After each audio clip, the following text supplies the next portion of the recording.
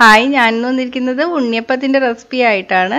ഇത് നമ്മൾ സാധാരണ ഉണ്ണിയപ്പം തയ്യാറാക്കുന്ന പോലെ കുറേ സമയമൊന്നും വേണ്ട. വളരെ വേഗത്തിൽ തയ്യാറാക്കി എടുക്കാൻ പറ്റുന്ന ഒരു ഉണ്ണിയപ്പമാണ്. 10 മിനിറ്റ് മതി ഇത് തയ്യാറാക്കി എടുക്കാൻ വേണ്ടിയിട്ട്. ഗോതമ്പ് മാവ് കൊണ്ടാണ് ഇത് തയ്യാറാക്കി എടുക്കുന്നത്.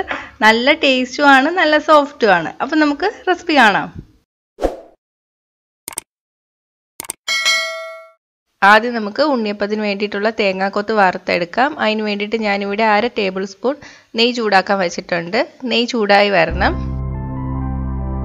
നെയ്യ് ചൂടായി വരുമ്പോൾ 1 ടേബിൾ സ്പൂൺ തേങ്ങാക്കൊത്ത് ഇട്ട് കൊടുക്കുക. തീ മീഡിയത്തിൽ ഇട്ടിട്ട് വേണം നമ്മൾ തേങ്ങാക്കൊത്ത് വറുത്തെടുക്കാൻ.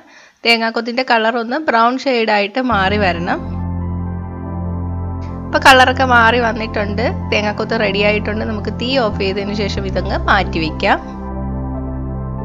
ഇനി നമുക്ക് ഉണ്ണിയപ്പത്തിന് വേണ്ടിയിട്ടുള്ള മാവ് തയ്യാറാക്കി എടുക്കാം. അതിന് വേണ്ടിയിട്ട് ഞാനിവിടെ ഒരു ചെറിയ പഴം എടുത്തിട്ടുണ്ട്. ഇത് രസകദളി പഴമാണ്, പാളയംകുടം പഴമാണ് ഉണ്ണിയപ്പം ഉണ്ടാക്കാൻ ഏറ്റവും നല്ലത്. അതില്ലെങ്കിലും കുഴപ്പമൊന്നുമില്ല. നേന്ത്രപ്പഴം ഒഴികെ ഏത് പഴുത്ത പഴം വേണമെങ്കിലും എടുക്കാം.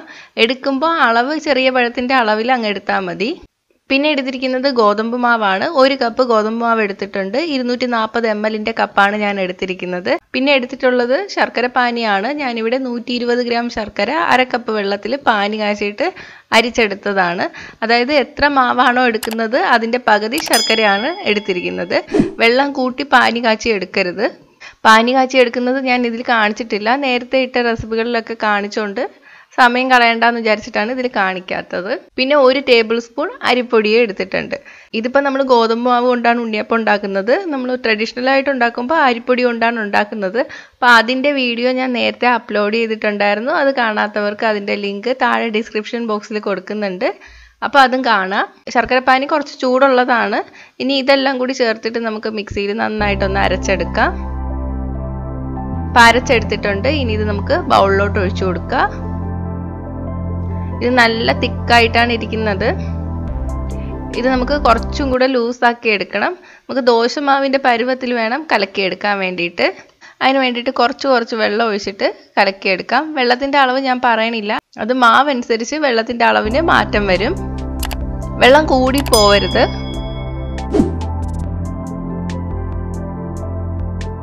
ഞാൻ കലക്കിയെടുത്തിട്ടുണ്ട്.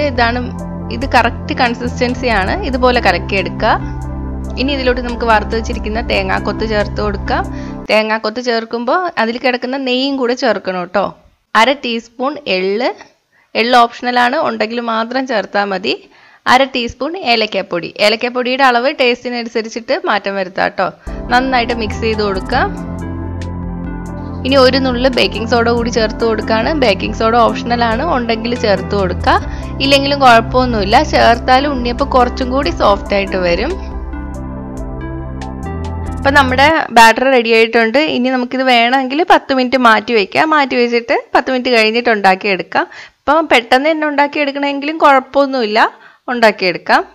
എന്തായാലും ഞാനൊരു 10 മിനിറ്റ് വയ്ക്കാൻ പോവുകയാണ്. അപ്പോൾ 10 മിനിറ്റ് കഴിഞ്ഞിട്ടുണ്ട്. നമുക്കിനി ഉണ്ണിയപ്പം ഉണ്ടാക്കിയെടുക്കാം. അതിന് വേണ്ടിയിട്ട് ഉണ്ണിയപ്പം ഉണ്ടാക്കുന്ന ചട്ടി ചൂടാക്കിയെടുക്കുക. ഇതിലോട്ട് നമുക്ക് എണ്ണ ഒഴിച്ചു കൊടുക്കാം. വെളിച്ചെണ്ണയിൽ ഉണ്ടാക്കിയെടുക്കുമ്പോഴാണ് ടേസ്റ്റ് കൂടുതൽ. വെളിച്ചെണ്ണ ഇല്ലെങ്കിൽ സൺഫ്ലവർ ഓയിൽ എടുത്താലും കുഴപ്പമൊന്നുമില്ല കേട്ടോ. എണ്ണ ഒഴിക്കുമ്പോൾ ആ കുഴികളിൽ നിൽക്കുന്ന രീതിയിൽ മാത്രം എണ്ണ ഒഴിക്കുക. അല്ലെങ്കിൽ നമ്മൾ കൂടുതൽ ഒഴിക്കുമ്പോൾ മാവ് ഒഴിക്കുമ്പോൾ പൊങ്ങിക്കളയാൻ ചാൻസ് ഉണ്ട്. ഇപ്പോൾ എണ്ണ ഒഴിച്ചിട്ടുണ്ട്. ഇനി ഇതൊന്ന് ചൂടായിട്ട് വരണം. ചൂടാക്കി എടുക്കുമ്പോൾ നമ്മൾ മീഡിയം തീയിലിട്ടിട്ട് വേണം എണ്ണ ചൂടാക്കി എടുക്കാൻ വേണ്ടിയിട്ട്.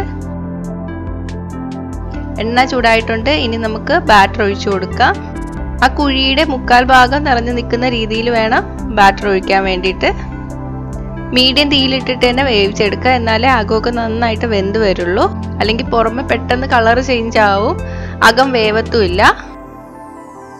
താഴ്ഭാഗം ഒന്ന് ബ്രൗൺ നിറമായി വരുമ്പോഴേക്ക് നമുക്ക് തിരിച്ചിട്ട് കൊടുക്കാം.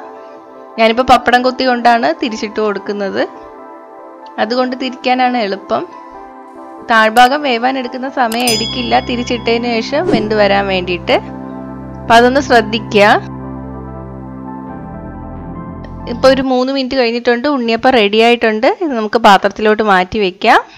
എണ്ണ തോർന്നു വരാൻ വേണ്ടിയിട്ട് വേണമെങ്കിൽ നമുക്കൊരു കിച്ചൺ ടിഷ്യൂലോട്ട് മാറ്റി വയ്ക്കാം. ഇതുപോലെ തന്നെ നമുക്ക് ബാക്കി ഉണ്ണിയപ്പവും ഉണ്ടാക്കിയെടുക്കാം. അപ്പം ഞാൻ എല്ലാ ഉണ്ണിയപ്പവും ഉണ്ടാക്കിയെടുത്തിട്ടുണ്ട്. നല്ല സോഫ്റ്റ് ആയിട്ടുള്ള ഉണ്ണിയപ്പമാണ്. ഞാനിത് മുറിച്ച് കാണിച്ചു തരാം. നല്ല പെർഫെക്റ്റ് ആയിട്ട് വന്നിട്ടുണ്ട്. അപ്പോൾ അരി കൊണ്ടുണ്ടാക്കുന്ന പോലെ അത്ര സമയവും വേണ്ട, പെട്ടെന്ന് ഉണ്ടാക്കി എടുക്കുകയും ചെയ്യാം. നല്ല ടേസ്റ്റുമാണ്. അപ്പം നിങ്ങൾ എന്തായാലും ഉണ്ടാക്കി നോക്കണം കേട്ടോ. ഒരു പാടും ഇല്ല, വീട്ടിലുള്ള ഇൻഗ്രീഡിയൻസ് വെച്ചിട്ട് തന്നെയാണ്. അപ്പോൾ ഉണ്ടാക്കി നോക്കിയിട്ട് നിങ്ങളുടെ അഭിപ്രായം കമൻറ്റ് ചെയ്യുക. ഇഷ്ടമായെങ്കിൽ ലൈക്ക് ഷെയറും ചെയ്യുക, ഇഷ്ടപ്പെട്ടില്ലെങ്കിൽ ഡിസ്ലൈക്കും ചെയ്യുക. കൂടുതൽ റെസിപ്പികൾക്കായിട്ട് ചാനൽ ഇതുവരെ സബ്സ്ക്രൈബ് ചെയ്യാത്തവർ സബ്സ്ക്രൈബ് ചെയ്യാൻ മറക്കല്ലേ. കൂടെ ആ ബെൽ ബട്ടൺ ക്ലിക്ക് ചെയ്തതിന് ശേഷം ഓൾ നോട്ടിഫിക്കേഷൻ സെലക്ട് ചെയ്യുക. അപ്പോൾ ഞാൻ അപ്ലോഡ് ചെയ്ത ഉടൻ തന്നെ എല്ലാ റെസിപ്പീസിൻ്റെ നോട്ടിഫിക്കേഷൻ നിങ്ങൾക്ക് ലഭിക്കും. അപ്പോൾ അടുത്തൊരു റെസിപ്പി ആയിട്ട് കാണാം. ബൈ.